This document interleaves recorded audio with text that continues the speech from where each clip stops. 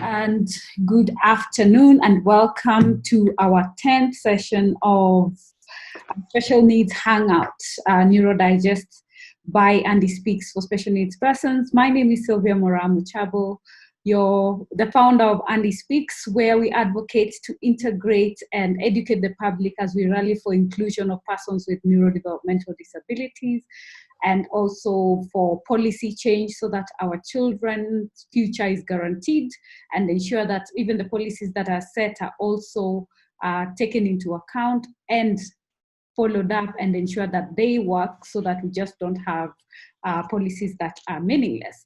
We have covered various sessions, and the essence of Neurodigest is to focus on the D, which is the educate in Andy, where we are educating caregivers, and the program during COVID-19 is to support you as a parent, to guide you and help you understand how to take care of your child with the challenges that we have.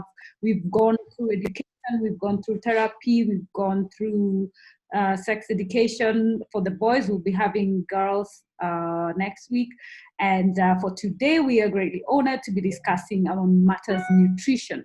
What to eat, what not to eat, for which condition.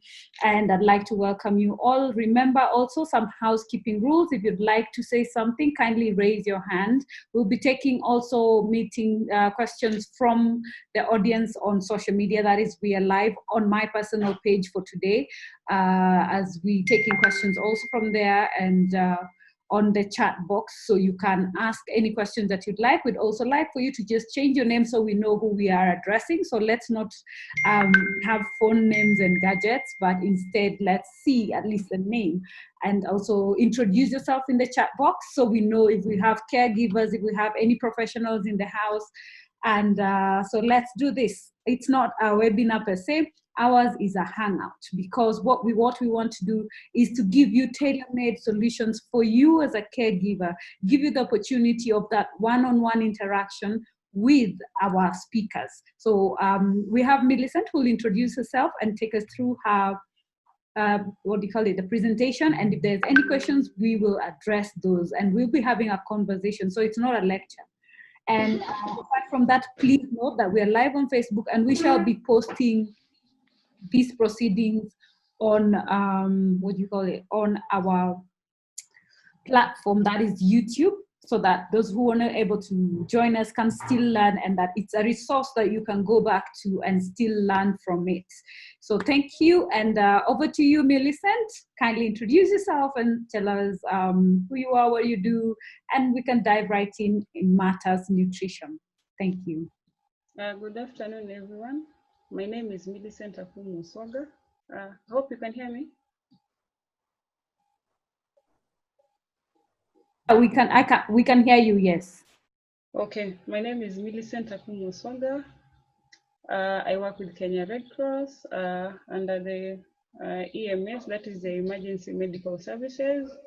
And I'm also a nutritionist. The reason why I did the nutrition, because I wanted to give back to the community, and specifically kids who are enabled differently. So currently I'm in Mukuru, the whole of Mukuru. We have Mukuru Kwatanyayo in South B. We have Mukuru Kwanjenga. We have Mukuru Landimawe. So that is what currently we are doing. So in the aspect of nutrition, but you see, like most of these kids, most of the time we only speak of the therapy session. And for that therapy to be effective, that kid needs to be well fed. That is, they have a good nutritional status. So nutrition plays a very important role in children living with disability. So today I have my other colleagues, so they'll introduce themselves. Then she'll start with the introduction. Welcome. Hi, everybody. I'm Grace Kiminda. I'm a dietitian by profession. I also have great passion for children and basically what they feed on, because at the end of the day, what you feed that child is what makes them healthy adults, ultimately. So yes, that is what I do for a living.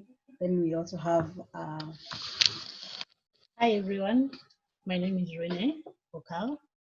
I'm a nutritionist and I love children. That's why we are trying to make children who are disabled to get better nutrition for their health. Thank you. So Grace will take us through. Let me share the screen.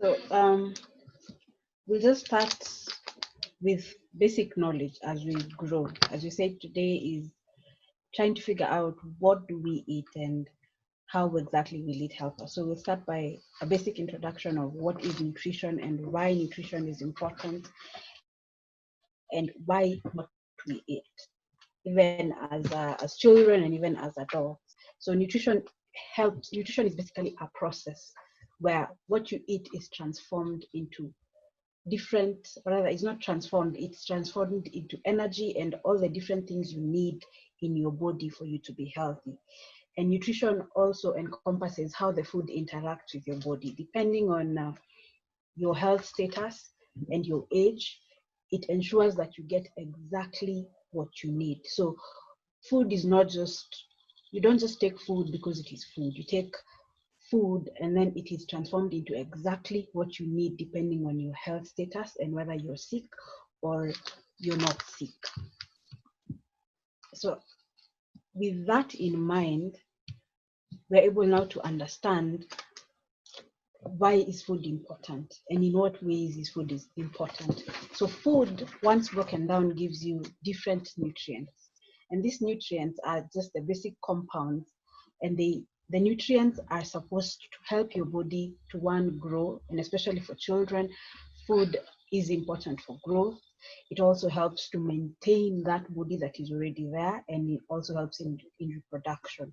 So the different nutrients that we get from food provide energy. They also help in building structures, and they also help to regulate all the other body processes that are happening.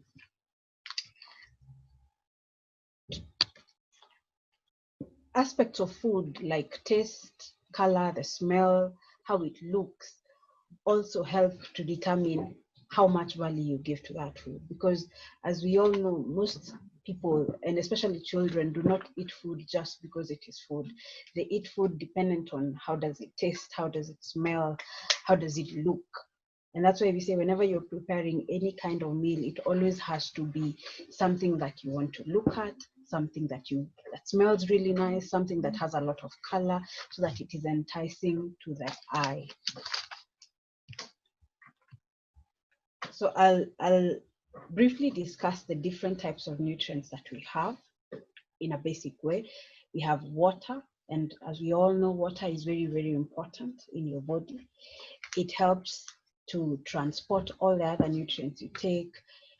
It helps to regulate your body temperature. It acts as a lubricant, and it ensures you're hydrated all through. Water may not really provide any nutrients or rather any energy, but it is one of the most important nutrients that we have, and it will always help to make sure that all the other nutrients are properly utilized. And the other major nutrient we have are the carbohydrates. When you talk about carbohydrates, we talk about the sugars, where we get our sugar from. Carbohydrates are the main sources of energy.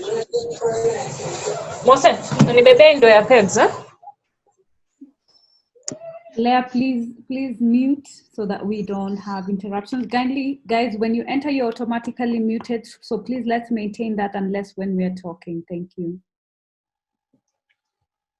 So when you talk about carbohydrates, we get them from our vegetables. We also get them from our fruits and our grains. So I have a fruit that should give you enough carbohydrates, enough energy. I also have an orange. It is also a fruit and it also gives you a lot of energy. We have a grain. Spaghetti is gotten from grains, isn't it? So we have spaghetti, we can get carbohydrates from your ugali, your rice.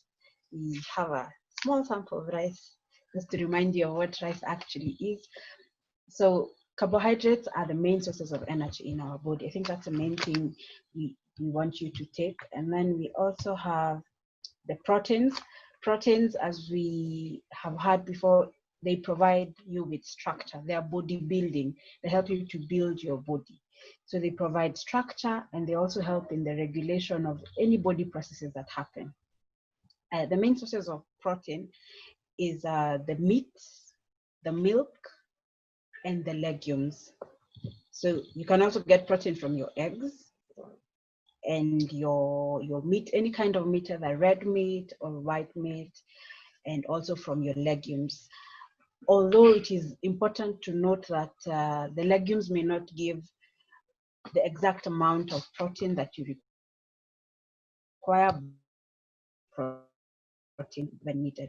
Then we also have another group of fats, and fats provide the storage form of energy. So if you do not consume carbohydrates, if you do not consume protein, you will get energy from your fats. However, fats are very, very important in your body, and especially for children. So it is important to ensure that they are always in your meals. Then we have the other very, very important micronutrients, the vitamins and the minerals. Then the vitamins, we get them from our plants and our animals. We get them from all the other foods. So we have different kinds of vitamins, and the different vitamins have different functions in your body. Then we have the minerals, and the minerals are absorbed by the plants from the soil. And then they get now to you from those plants. And the minerals are also very, very important in regulating how all these other foods are used, and also in ensuring that you do not get any deficiencies. So it is also very important to ensure that you have all these minerals in your food. So how do you ensure that your food has all these nutrients? It's very simple.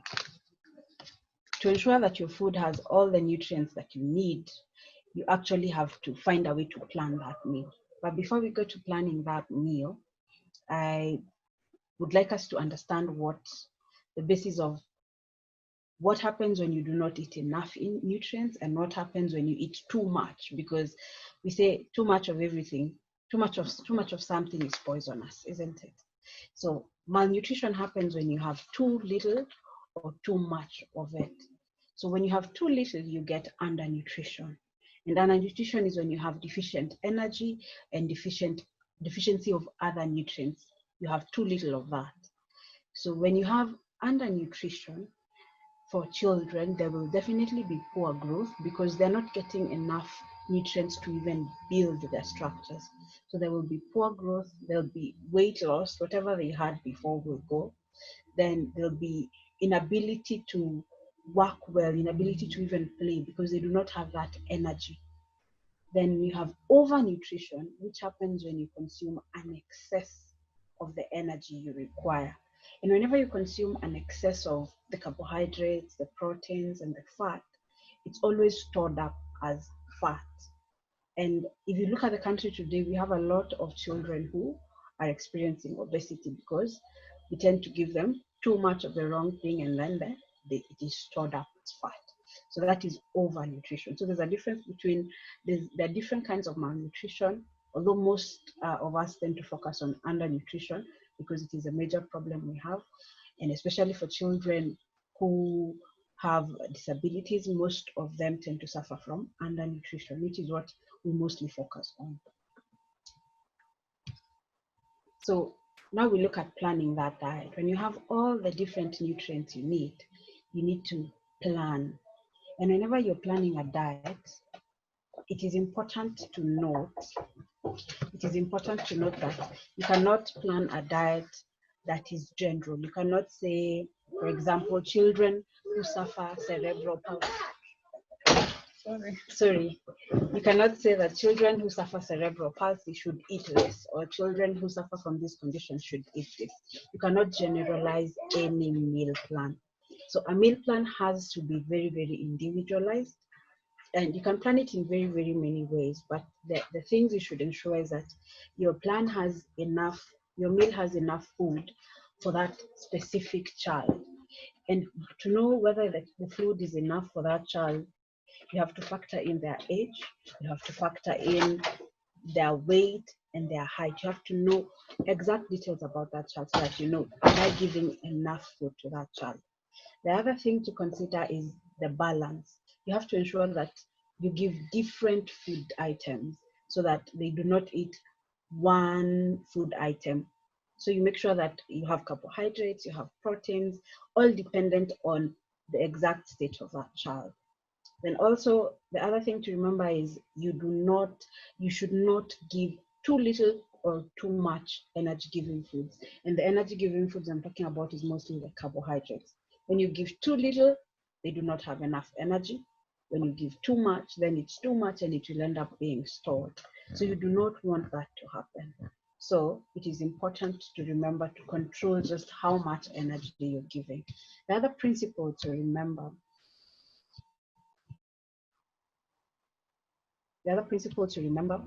is that you should select foods that give more nutrients than energy. For example, if you're cooking a meal for a child and you want to make sure they get everything they need, you would easily, like a normal Kenyan, prefer to do your rice and your potatoes all in one mix and your carrots together.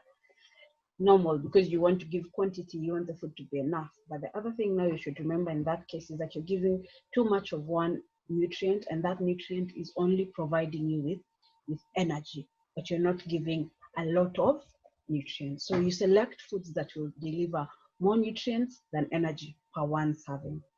Then the other thing to remember is we always say moderate the intake of sugar and fats, because the more sugar you give, the more fats you give, they will end up being stored. And once they're stored, then now you start dealing with issues of obesity and issues of risk to diabetes and hypertension, and you do not want that for your child. So moderate the intake of sugar and fats. And also, the last principle to always remember is that variety is the spice of life. So whenever you're giving meals to that child, do not give the same thing over and over again. Remember, these are children who can see, can feel, can taste. So you do not want to give them things that are not exciting. So ensure you give a variety of meals depending on how you plan it. So when you're planning a meal, there are very many tools you could use. And we always say when you're planning a meal, ensure you plan a meal together with a nutritionist or a dietitian, so they're able to guide you on a proper tool to use, and you're able to get exactly what you need for your child. So I'll look at one basic tool that is used. We look at one basic tool that people use and that you can use even from home to just look at, are you getting all the nutrients you need for your child? So we look at a food pyramid. And for those who have seen food pyramids before, this is a bit different because it encompasses different food items and things that we don't necessarily factor in our normal food pyramid. So at the bottom of that pyramid, we have you have your food, you have your daily exercise and your physical activity to control your weight. So that's the most important thing. When you look at food, also remember you need to control your weight. You also need to exercise, especially even for children. So the bottom tier, the second bottom tier has the things you should eat in larger quantities. Not really large quantities, but you should eat them in large quantities than all the other. As you go up, you notice that the size of the pyramid becomes smaller, meaning you should reduce the quantities of those things. So if you look at the bottom, you have your whole grains. Notice I say whole grains and not just grains. Why do we say whole grains? Because the whole grains will give you much more nutrients than the refined grains, and they will also help to give you more energy for a little amount of the grain. Then you have your vegetables and your fruits, which you always say should be eaten in plenty, because from the vegetables and fruits you'll get immense amounts of the vitamins. and the minerals. Then you have your healthy fats and oils. Remember, healthy fat and oil is important because it helps in also the growth of the child. In the second tier, you have your fish and your poultry and your eggs.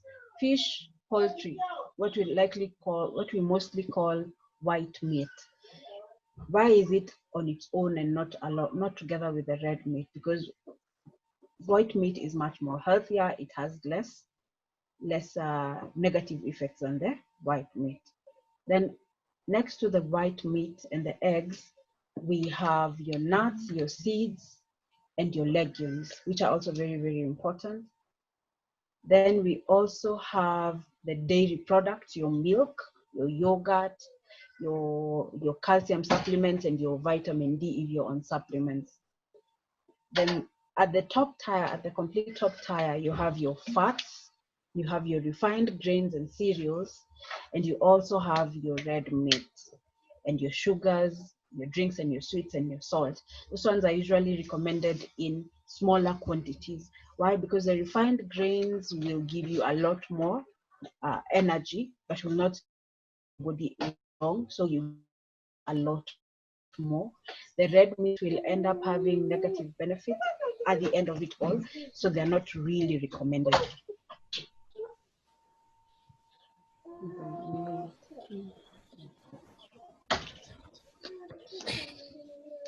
So with that in mind now, you could easily be able to figure out how to come up with a plan for a child with a specific condition and figure out how to help them. So I'll give my friend to start on autism. With that basic introduction, you should be able now to look at the different conditions and come up with different meal plans. But remember, we said we'll do it in a very general way so that you can easily understand just the basics of what nutrients are important. And then now it is very, very important to ensure that you individualize that care, and the people who will help you individualize that care is your doctor, your nutritionist, and the healthcare team involved in taking care of that child. So I'll give my friend to start on autism as we go forward.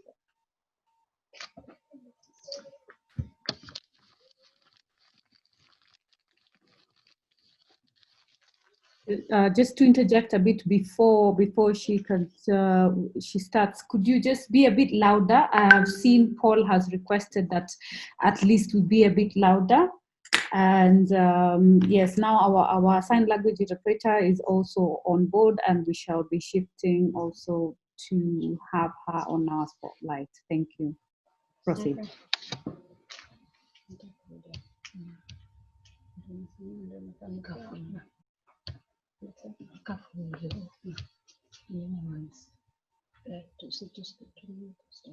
Sorry.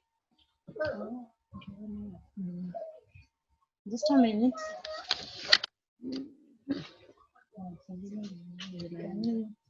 Well, I can see your hand is up. Maybe you could just speak in the meantime as we do the shift from one speaker to another.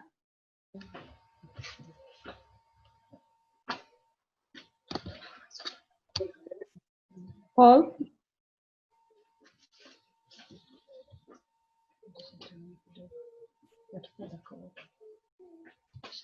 Okay. Karibu Maita, and thank you for being our sign language interpreter and for always making time to support us in this session of Neurodigest, and to ensure that at least we cater for everyone's needs, even those who are hard of hearing, by using sign language.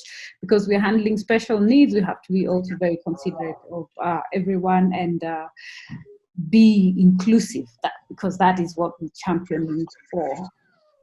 So, Karibu Maitha. So guys, you'll be seeing Maitha, she's there and on the spotlight. So she'll be doing the sign language interpretation for us for today. Karibu.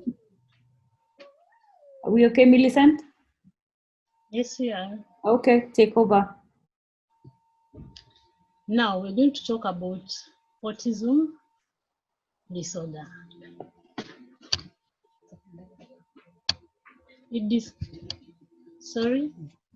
Autism disorder, it describes a group of disorder that affects the brain of the child.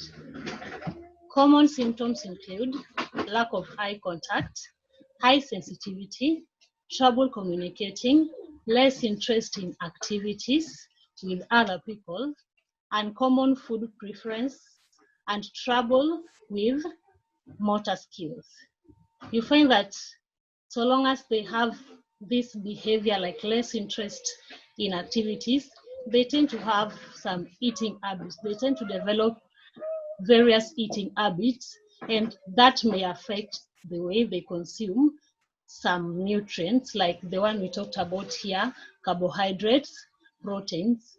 They tend to develop some interest in other groups of food and tend to leave other groups of food, which may affect their nutrition status. At some point, they are affected by the smell, the taste, the texture of the food, which may also affect their nutrition status. Then autism is commonly diagnosed in childhood. Autism is 4 times more common in boys than in girls. There is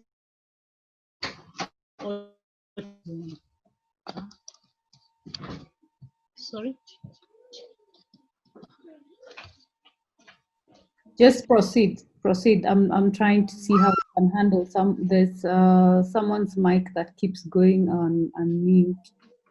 Okay. Children with autism may limit their food intake and have food preferences. Some may prefer bland food, thus limiting their variety. So long as they start preferring the bland foods, then they'll be limited to such other foods such as like proteins and other foods, other variety of foods, and that may affect their nutrition status. They tend to break down different nutrients differently and may end up being low in certain nutrients. A special diet may be necessary for children with autism. A special diet may be necessary for children with autism since the intention, A special diet may be necessary for children with autism since the intention for them to lead a general normal life. However, in some cases, a gluten casein-free diet may be recommended. A gluten-free / casein-free diet is a strict diet that may follow strict elimination of food that contain gluten, which are wheat, barley, and rye, and casein, which are milk and dairy products. It is most commonly used on children with autism who are also highly sensitive to foods containing gluten and casein. Based on the theory, children with autism process peptides and proteins in food differently, and this may exacerbate the symptoms. Now, when these children with autism, they process proteins and peptides differently, and that may affect their symptoms, and the symptoms for autism may increase, and this also may affect their nutrition status.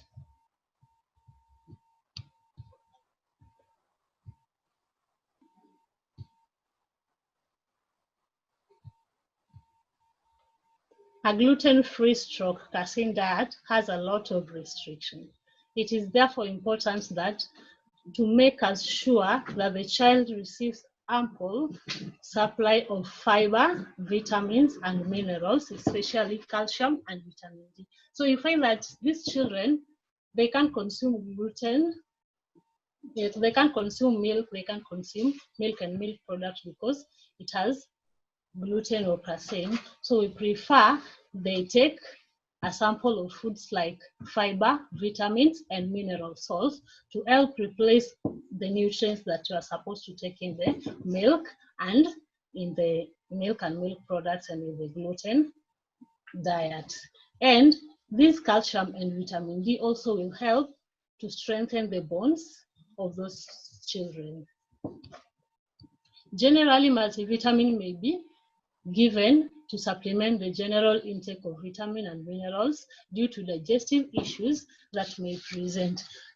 Now, these children, since they have preferences, and sometimes they prefer taking other foods than the other ones that they don't like, depending on the taste or the smell,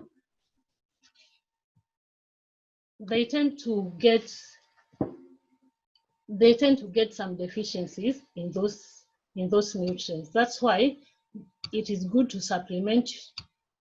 That's why it's good to supplement them with vitamins and minerals, and this helps in their digestive system and maybe also digestive systems that issues that may affect the children.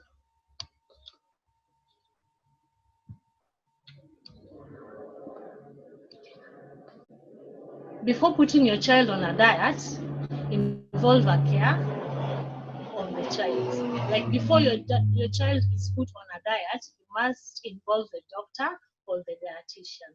The doctor will be able, or the dietitian will be able to help you to understand the issues with your child and weigh out the pros and the cons which are special for them, because this will ensure that your children are able to consume the nutrients that are required for their body.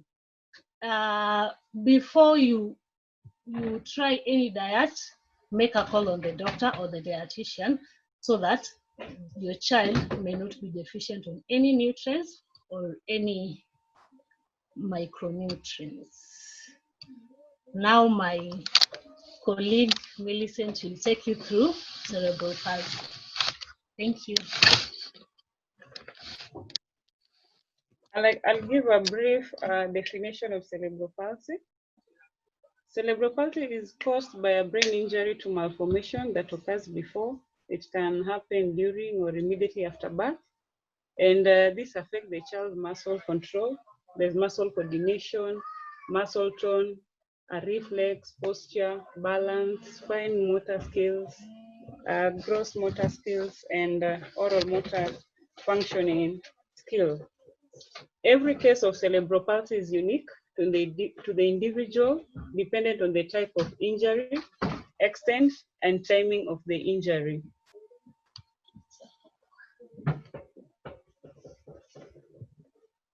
The effect on motor skills for children with cerebral palsy. Just a minute.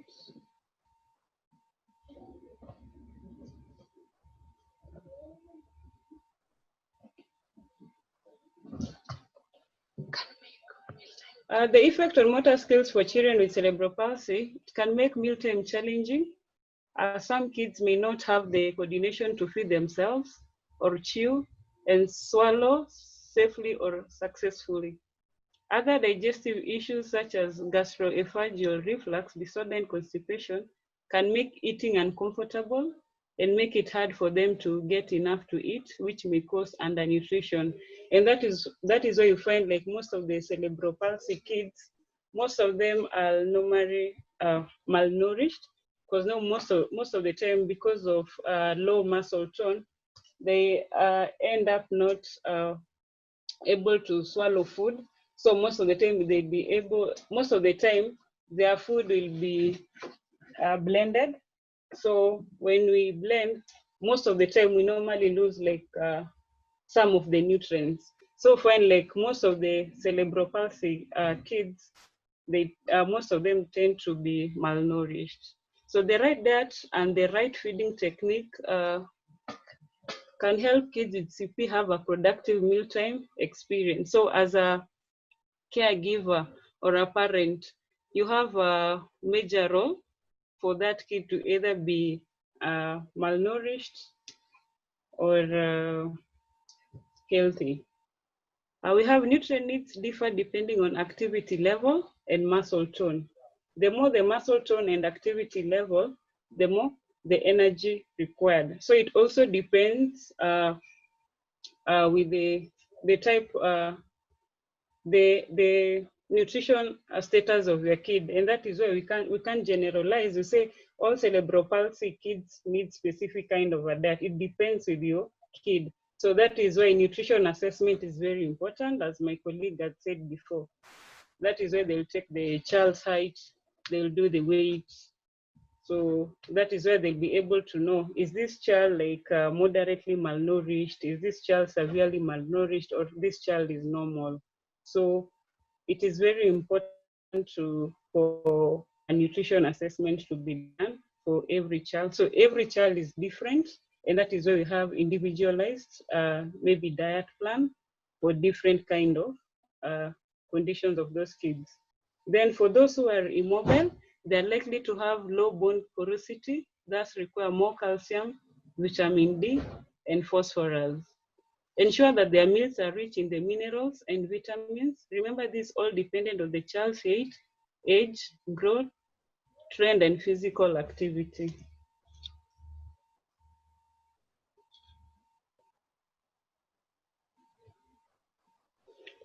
For children who have difficulty chewing and swallowing, the consistency of their food may be altered, and tube feeding may be introduced for those who are not able to swallow and is not safe for them, as food can get into their airways or lungs. So I think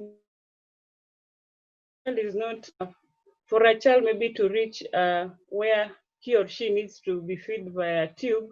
Most of the time, you find probably these kids probably in the hospital setup. In a hospital setup, and there's a dietitian or a nurse or a doctor who is able to guide the caregiver on how to go about it. Because as you've seen, most of the time, the food will enter into the airway, and when it enters the airway, the kid might get aspirated pneumonia, and that one may cause more harm to that kid. Then tube feeding also helps to ensure that children with CP eat enough to maintain healthy weight.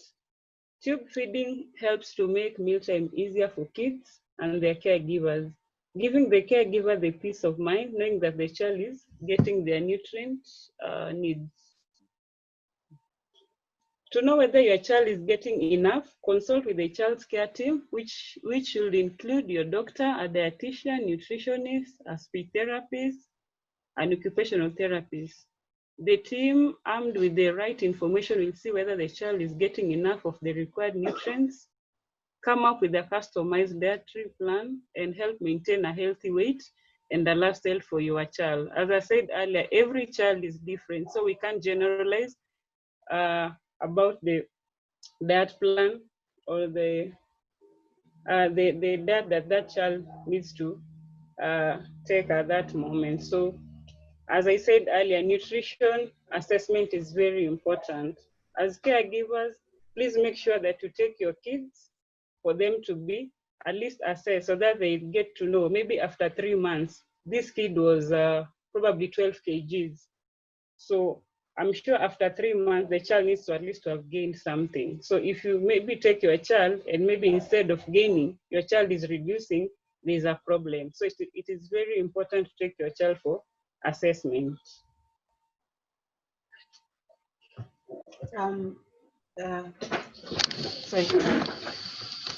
I think ultimately, or in conclusion, what we really want to emphasize is that the needs of a child with special conditions can only be met if people come together and work together.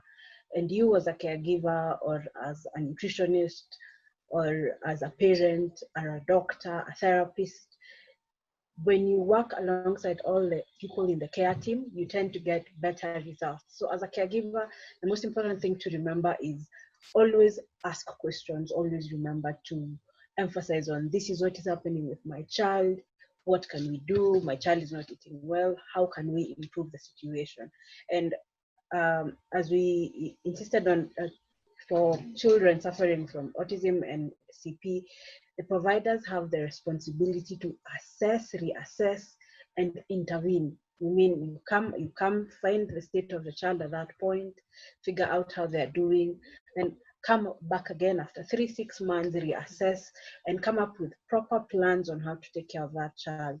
Because at the end of the day, if this child feeds well, if this child gets all the nutrients they require, then the growth will be very, very good. And also in terms of therapy, they will improve much, much better if we give good nutrition. But without good nutrition, then progress in all other aspects tend to be slower than expected. So frequent follow-up is important. Individualized approach is also very important. Every child is different and they require different things. And if given the best of what they need, the results will be much, much better. And at the end of it all, if you ensure that this child gets what they need, then the child will actually enjoy food, enjoy eating, and also the family as a whole will enjoy the eating experience. It won't be a very troublesome experience every time you want to feed your child. So basically, give the child exactly what they need by taking care of them together with other professionals. Thank you.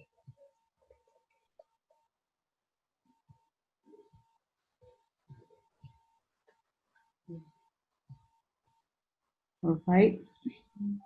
Millicent? Any question? Maybe we can have questions. Okay, thank you very much for that very enlightening. Could you please touch on ADHD and nutrition kindly? That is attention deficit hyperactivity disorder.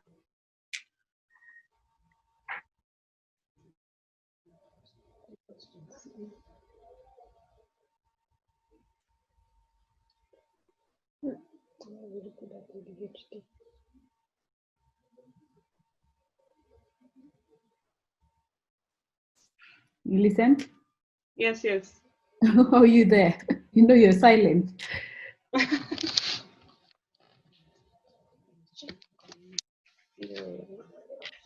Yeah, and before that, maybe one of you could just tell us what alternatives are there for gluten-free when we're talking about gluten-free diet. So what should we parents for children on the autism spectrum disorder replace such foods with? And also at least list for us, which ones are the ones that are very high? Because most of the time we're being told, keep up milk, keep up sugar, but then now what do we replace it with, especially with gluten and the wheat? So what would be the safer options that will ensure that our children still get the nutrition that they are missing from these foods?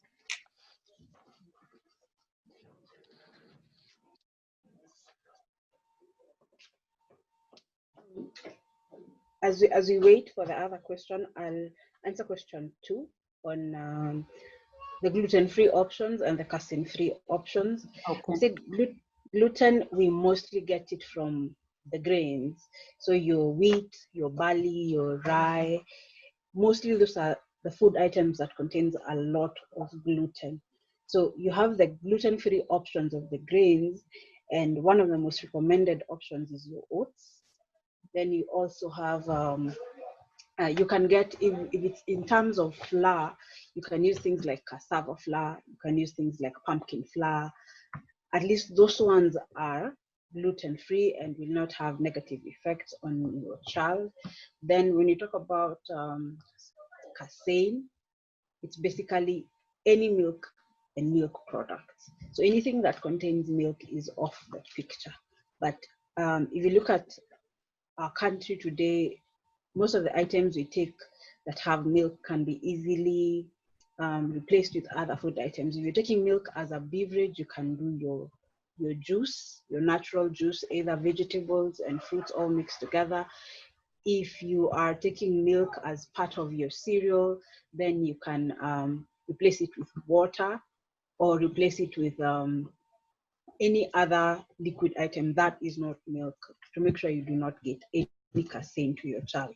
Also remember, it is not all autistic children that require casein-free and gluten-free diets. So do not just close it up just because we recommend a gluten-free, casein-free diet for children who suffer from autism. So at what point do we know, how do you know which autistic child should be on a gluten-free diet? Like what indicators, or that must be a recommendation from a nutritionist. But if I cannot afford to go see a nutritionist and I'm trying to do these interventions from home, are there any signs and symptoms or something like that that can guide me as a parent to know that excluding something like milk from the diet would be beneficial? Then a follow-up on the same, when we're talking about milk, what is it in milk that actually makes it complex and one of the most common things that are being eliminated from their diet? Thank you. Okay, question one was on how do you find out, how do you figure out that your child cannot, or rather you should not feed your child with anything that has gluten or casein. As a parent, you know, it is easy, it is not very easy, but it is easy to tell when there's something that is not okay with your child. You will notice some sort of a sensitivity or allergic reaction in your child that will be quite different from the way they normally feel and the way they normally act. Like, you see, when a person is allergic to an item, there's always a reaction. Yes, there's always a reaction, either a physical reaction or a physiological reaction, something you will see that is happening to them that is different from how they normally react when they feed on other food items. So that is one of the things to look out for. You will notice some sort of an allergic reaction that persists with time. The more you feed that child that food item, the reaction. So the one thing to look out for is that allergic reaction. You do not, as a parent, you do not necessarily need to see a dietitian for them to test for the allergy. You will test by what we usually term to as try and error. You give the child that food item, you notice a reaction, you withdraw that food item. If the reaction stops, then you can tell there's something happening. There's a reason why that reaction is happening. So it could be that the child is sensitive to that food item. So just give the food item. If you sense a reaction, withdraw the food item. If the child gets relief from withdrawing the food item, then you can easily tell that that food item is not good for them. Then question number 2 was what exactly is it in milk? Yes. What exactly is it in milk that that causes that negative reaction to them? Would you like to answer any?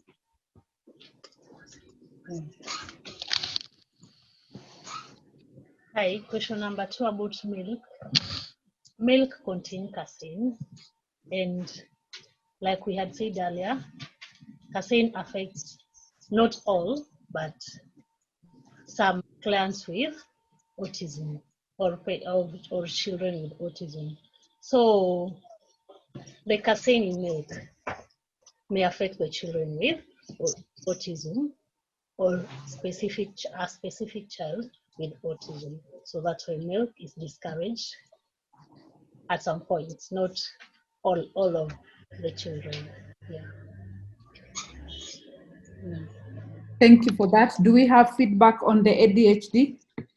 We're waiting for Millicent to come back. She has the answer to that in a minute. No problem, no problem. That is fine. And then I wanted to just ask, there's some questions we had received earlier. That's why you're seeing at least I have a list of them.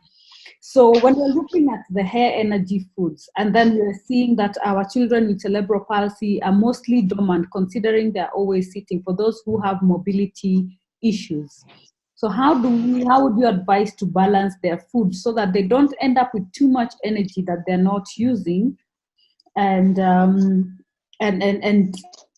yeah, generally, like how do we tell for those that for them what is best? How do we balance their diet? And considering also the issue of chewing and loss of nutrient, what would be the best combination you would suggest as options?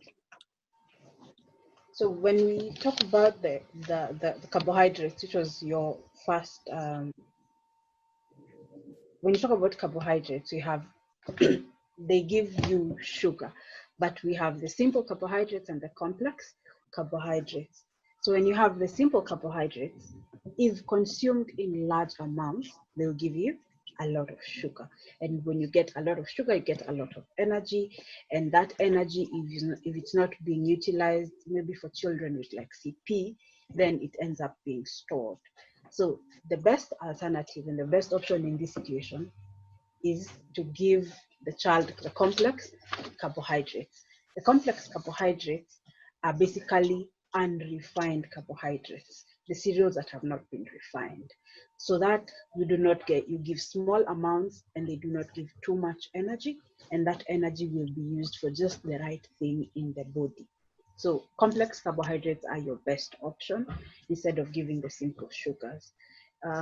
When we talk about the consistency of the food for children who suffer from CP, and they may require the food to be changed in consistency for ease of swallowing, especially if they have issues in chewing, difficulty in chewing and swallowing.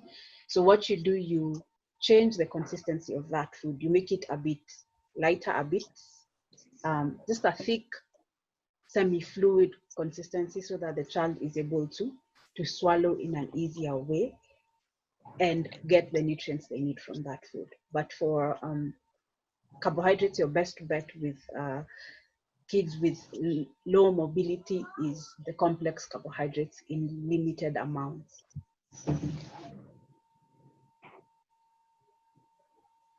Thank you very much. Now, just list for me like just 3 complex carbohydrates and 3 simple ones. Simple one, just your rice, your white rice, your white ugali, your what else is simple? What is it? Your potatoes, your Irish potatoes, all those are simple. When you talk about the complex one, you have your flour made from, what do you call it? English word. Your milled flour, the one you mill yourself, not the one you buy from the shop, not the packet one. Ya kusiaga. Yes, thank you. Ugali ya kusiaga. I didn't want to use the Kiswahili word. Ugali ya kusiaga, your brown rice, your arrowroots are also good. Your sweet potatoes are also better options, such that they give you energy.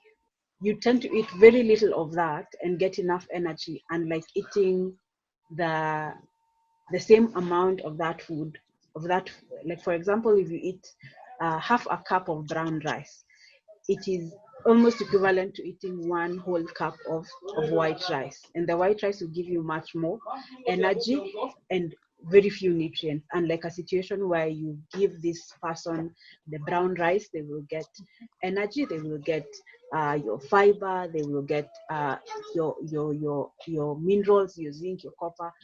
So it will be much more beneficial. Mm-hmm. So are we saying something like brown bread is better than white bread in this case?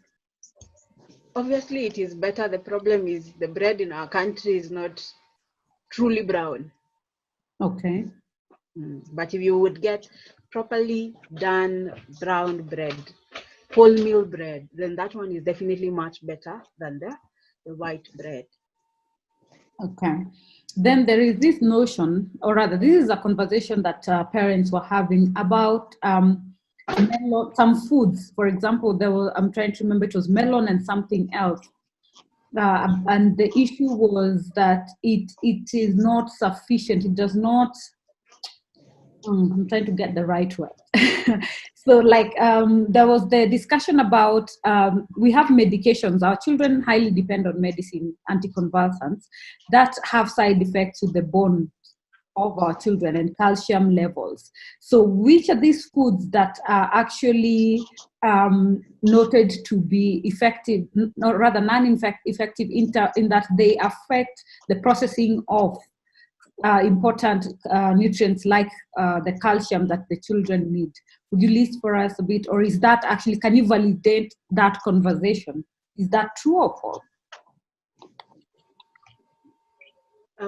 I didn't get you properly. Foods that negatively affect the absorption of some certain nutrients? Yes, like they counter.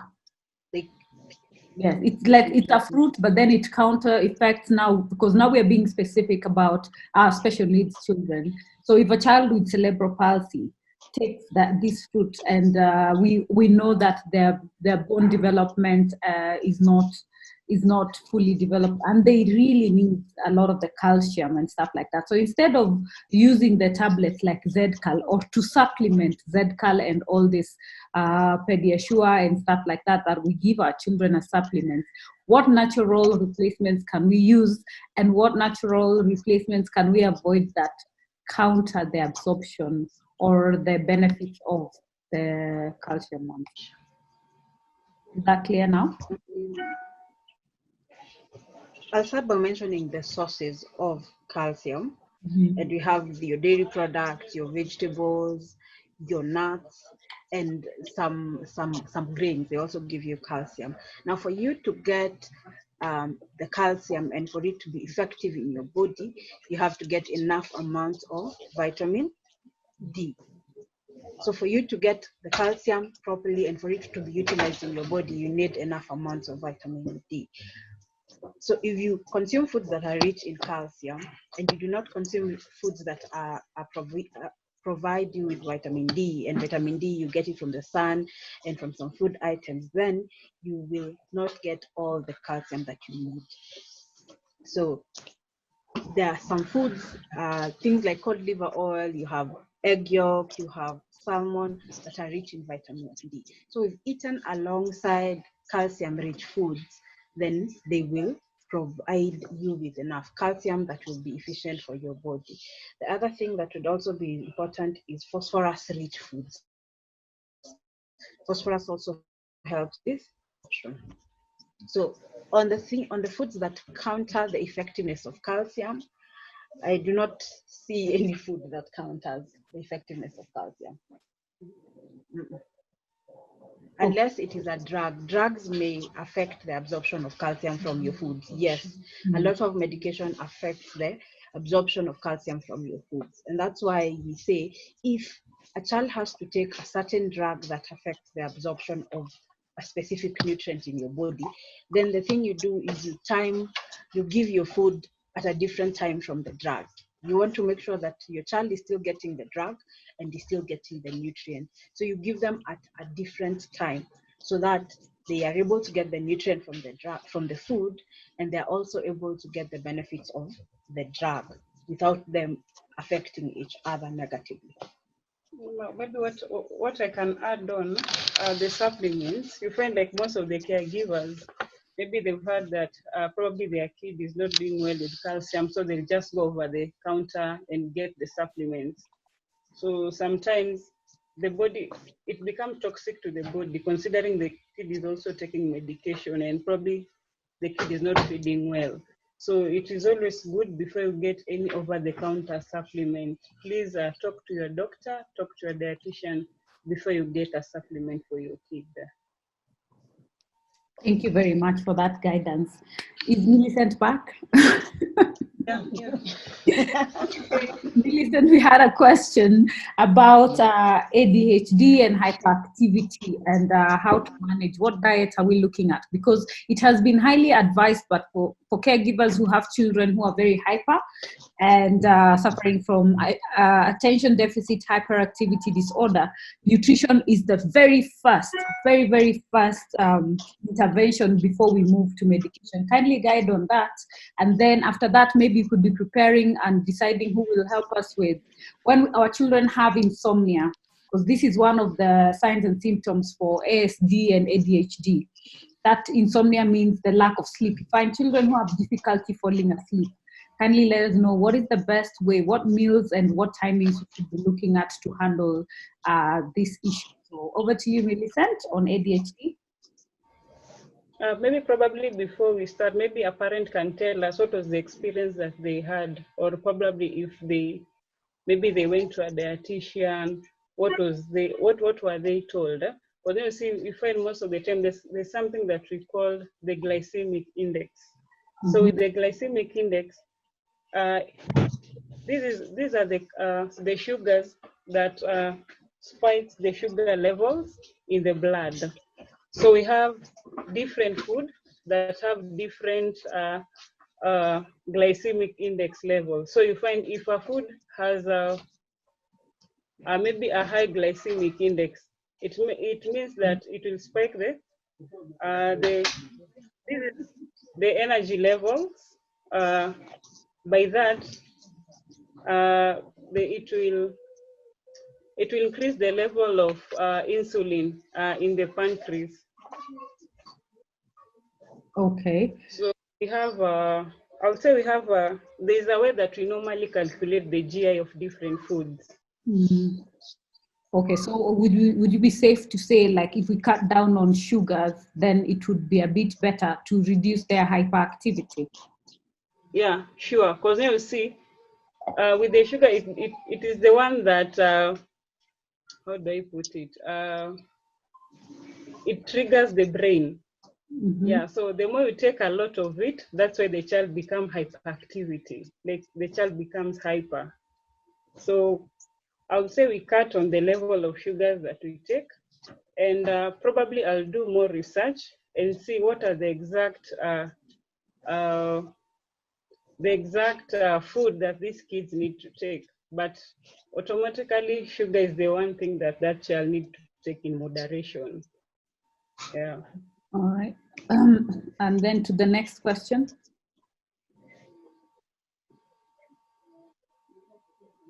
Hello, Millicent? Yes? Now, there is an issue about the one on insomnia. Are we ready for that one? So insomnia, the child is not able to sleep. Yeah, having difficulty sleeping. So what is the best intervention naturally in nutrition to use? So that means, apart from, we're always told that you feed them a bit earlier, and then before we get to using melatonin, which is a natural hormone for inducing sleep. So what foods can we use that are more encouraging for a child to sleep? And at the same time, in that context, we always hear from the West the advice that it's good for your child to take a glass of milk. And then you find now, okay, we are still talking about gluten and carcinogen. So what do we do to counter this thing? Sylvia, you're breaking. Sorry? You're breaking. I'm breaking. Okay. I'm saying, well, we have had the notion that there is food as a way of handling insomnia. And apart from food, when we look at the countries from the West, we note that there is always the suggestion that before a child goes to bed, give them a glass of milk. Now, for us, the complexity with that is when we have children who are supposed to be on either carcinogen-free and also gluten-free. So what would be the advice? Like, what alternatives or foods do we have that can soothe a child to go to bed in time, apart from feeding them early enough in the evening?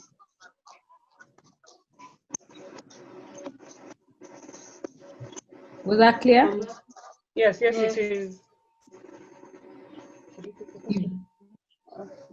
Okay.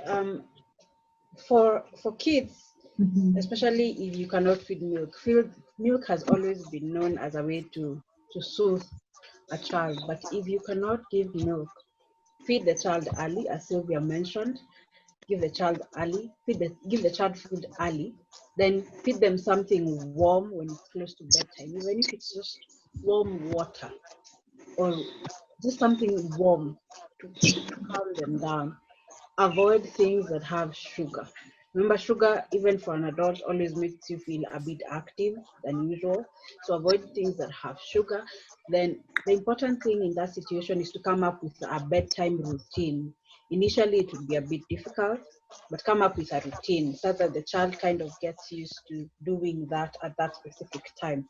Feed early, do something else, maybe shower or whatever routine you have with your child, but come up with a specific bedtime routine so that they are able to know that at this point we do this, we eat, we take water, then we sleep.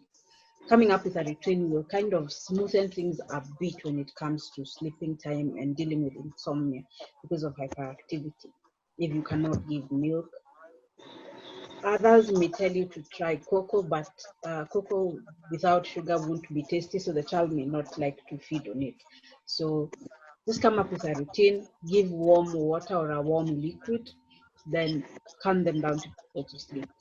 It could help, but with some kids, it may not work. So for every child, one thing may work, the other thing may not work for them. So it's you to understand how your child is and come up with a routine for them to be able to go to bed smoothly.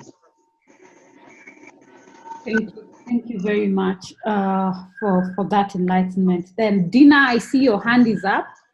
I'll unmute you. So, yeah, you are unmuted. Kindly, yes. What is your question? And remember, if you have any question, you can put it on the chat box so that we can have an interactive session with our presenters for today.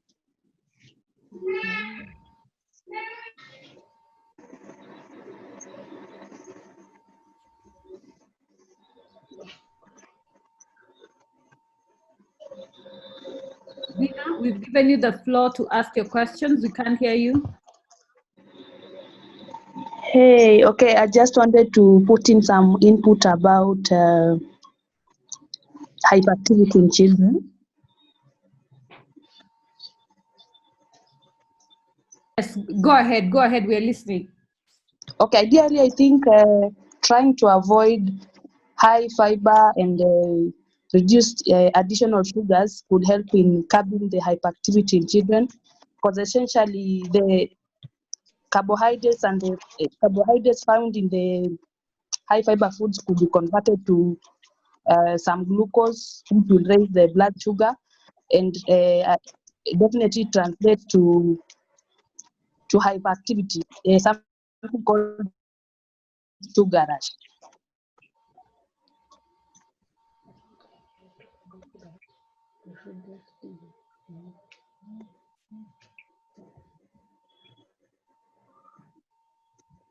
Dina, you're done?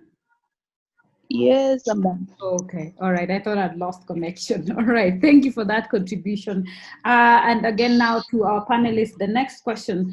Most of the time we hear that processed food is not good for our children. So apart from loss of nutrients, what other challenges are we looking at? Like what is the danger? Because, you know, sometimes as caregivers, we'd also like to understand, you know, like all these things, the do's and don'ts. So when we're being told to avoid processed food, kindly describe for us, processed food is what exactly? And when we're in the supermarket, what do we look out for that will be not so good for our children? Kindly guide on that. So apparently with the processed food, I think most of the time, those are the kind of food like most of the kids, they normally like. We have a kind of pizza and everything. So most of the processed food, they contain sugars, they have trans fats, and they have salts in excess. Yeah, so you find most of the time we normally call them empty calories. So you find as much as that child will take maybe 2 pizzas in a day, and as a caregiver, you're okay with that one as a complete meal. That child has taken a lot of empty calories. So it is always good. It is also always advisable. That one you can give a child, but I'll say that will be, you can call it as a cheat day. Maybe once in a while you can do that, at least for a kid to, like the way they're in the house. So you can't give them like maybe the whole week without maybe giving them like a pizza, but that one should not be the main meal, because I've said they have a lot of empty calories. Okay, thank you, Millicent, for that. So we have a question. My 3.8-year-old does not digest cereals. I get them whole in the poop. What can I do? And other protein alternatives to give?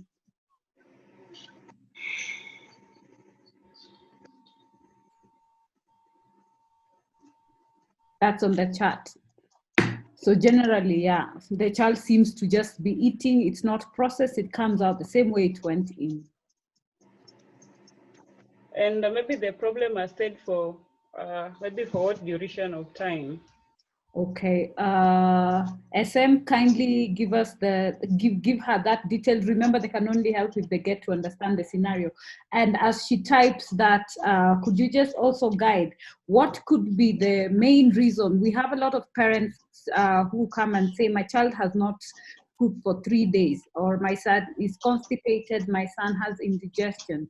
Now, with special children, we cannot do a lot of this over the counter for our children. What would be the best way of doing it? Okay, with constipation, or a child has not pooped for several days, we tend to encourage excessive intake of water, or just increase your water intake. Then you can take roughages, fiber. Fiber helps in digestion. It enhances digestion. You can take fiber, roughages, and fruits and vegetables. Mostly fruits like pawpaw, it's always good enough to help in digestion. Then the vegetables are also so good since they have fiber, they're roughages, and they increase or enhance digestion. Remember, water is also good. Yes. Okay, thank you for that. And in line with the same, when we are still at the processing and our intestines, let's just get a bit of guidance. What is the best and safe way? We are told it's good to cleanse our stomachs once in a while, and also that involves also for our children. And remember, they're still youth and stuff like that. So colon cleansing and purging, what are your thoughts on that? Because someone had mentioned that if you go on before you start on a diet and stuff like that, it's good to purge and clean your stomach, and that now it will be better. Well, what are your thoughts on that? Should we not? Is there a safe way of doing it?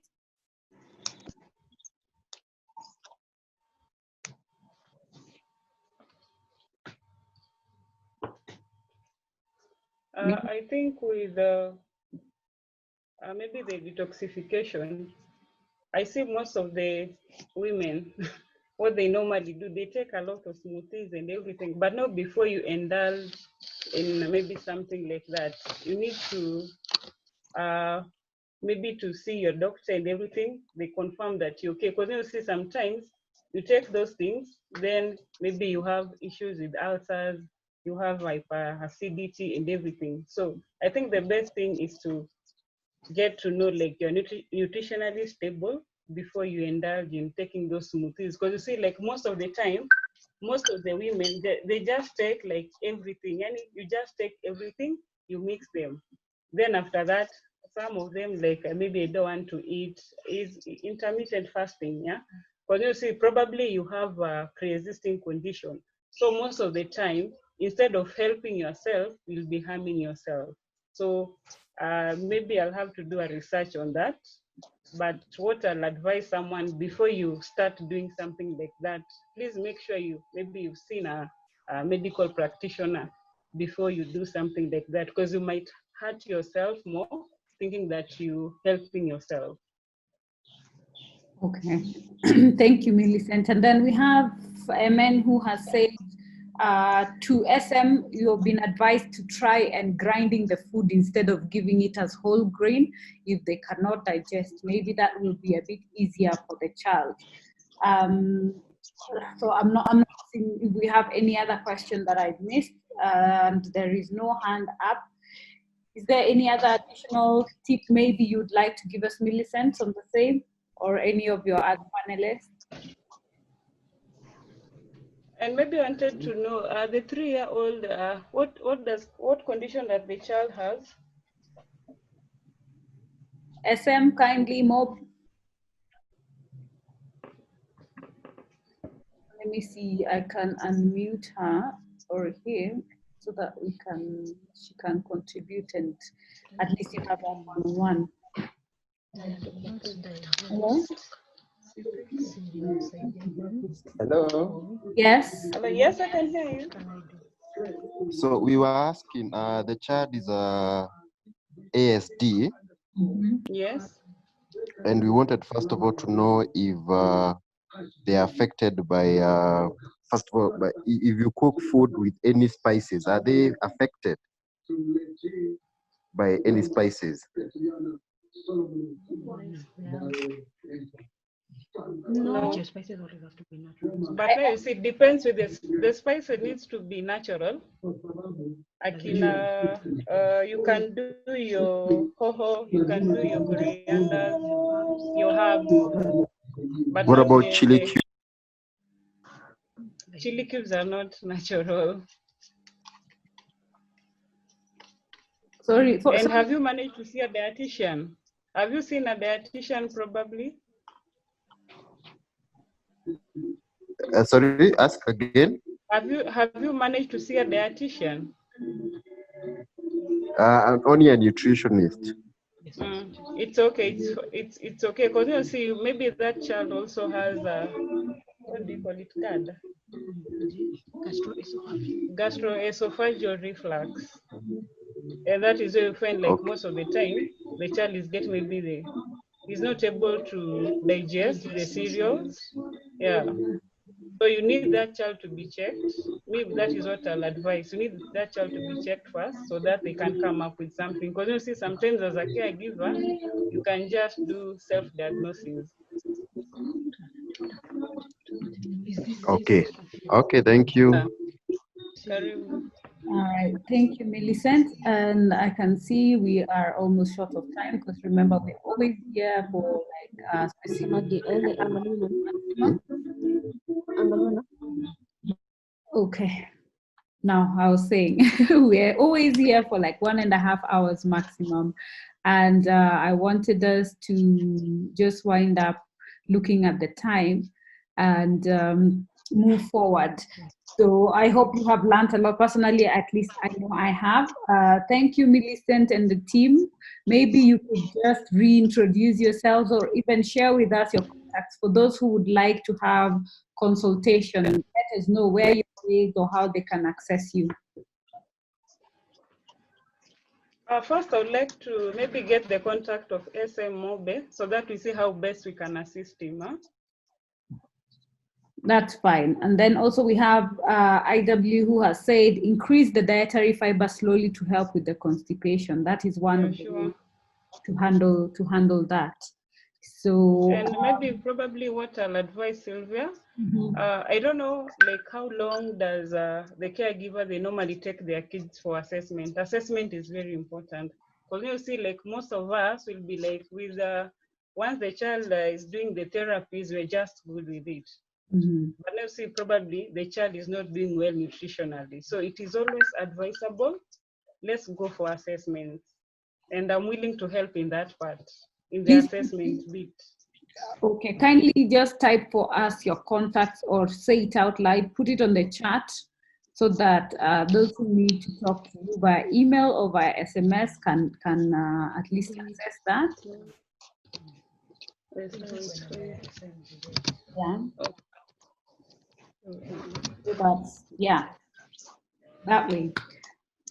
So as we wind up, I'd like to say thank you everyone who joined us. I hope you learned something. I hope it was beneficial.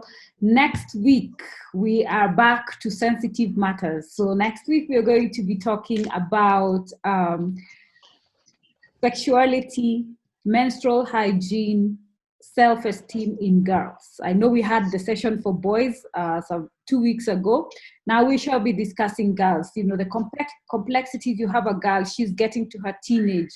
She's still sexually active. She still she still gets her menses. Remember, menstruation doesn't stop just because children have challenges. And most of us as parents are not sure if the school will handle it. How do we handle it at home also? How do you teach them to handle some of these things? That will be our next session next week. So be sure to actually watch out for the login. And if you'd like for us to be sending you a reminder, you can also drop in your contacts on the chat. And I'd like to really, really say thank you to Millicent, thank you to Grace and Renee for gracing this Neurodigest as we focused on nutrition. I believe we are better guided now and understand what is best, what works, and not to take everything for granted and just do things for the sake of doing it. So we really, really, really, really appreciate that. And like I always say as we wind up today, always remember, you need to be healthy also as equally as your child. You need to take time out and also recharge so that you're able to handle your children very well. Read as much as you can so that you're also informed, because education is the best way. Remember, there is never one size fits all when it comes to our children. All of them have different experiences, different milestones, different challenges, and we can only work through support. You can get to know all the other sessions we've had on our YouTube channel, that is Andy Speaks for SNP, or even on my personal Sylvia Mochabo on YouTube. And on Twitter handles, mine is Mora Sylvia, Andy Speaks 4, number 4. So if you write Andy Speaks number 4, that's our Twitter handle. There you will find we usually engage with policymakers and fight for your rights and for inclusion of your children, and also communicate on the events that we have. On Instagram, which we basically do the same on events and stuff like that, that is Andy Speaks, and my personal handle is Sylvia Mochabo. So be sure to also follow us on Facebook. Mine is full, so you can only follow. And we have also for Andy Speaks for Special Needs Persons in bracket SNP. That is our official Facebook page. And we always online on Facebook, either on the group, and today we did it on my platform to just have a different feel, because this is a topic that, apart from special children, the general public needs to listen to, so that we are able to also support caregivers who are there. It's been a pleasure having you, and I would like to wish you all a lovely, lovely weekend, and be sure to reach out and watch out for our next login credentials for the menstrual health next weekend. And then after that, we'll usually have our break. That's for the 1st of August. We'll be taking our break, our monthly break, for the caregiver to just breathe, take care of you, do that one thing that you always want to do, and take your time out. After that, we shall be having Dr. Sylvia, who's one of our top neurologists from Aga Khan, who will be answering all your questions about convulsions, about assessment, what to look out for, and all that we have about neurology of our children and brain development. So be sure to catch that on the 8th of August. It will be our opener for the month of August. And that's it for today. Do have a lovely weekend and be blessed, all of you. And thank you for taking your time to be with us here on Neuro Digest, courtesy of Andy Speaks for Special Needs Persons. I've been your moderator, Sylvia Mochabo.